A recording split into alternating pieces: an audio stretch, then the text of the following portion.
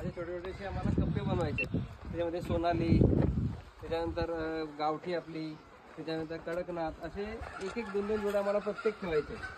म्हणजे विजिटर्स येतील. म्हणजे आम्ही जे 200 का 500 रुपये, आता शेटवर डिपेंड आहे की किती घ्यायचे ते. त्याचा माझा रोल काय नसतो. फक्त माझं कसं असतंय का आपला फार्म म्हणून आपण इकडून पिल्लं किंवा लोकांना चांगली क्वालिटी भेटावी हा आमचा प्रयत्न असतो. बरोबर आहे. तर इथे असं ठेवायचं आहे की आल्यानंतर लोकांना काय जाती आहेत, कुठल्या जाती आहेत त्या माहिती पडायला पाहिजे. आणि जे 200-300 रुपये घेणार त्याच्यामध्ये काय आहे की लोकांना त्या जाती ओळखता आल्या तरी लोकांचा फायदा होऊ शकतो. म्हणजे भविष्यामध्ये जी फसवणूक आहे ती कुठेतरी टाळता येऊ शकते. बरोबर आहे. म्हणजे आल्यानंतर बाबा ही अशी सोनाजान असते, ही डीपी असते, ही कावेरी असते, त्याच्यानंतर ही कडकनाथ आहे, ही RIR आहे.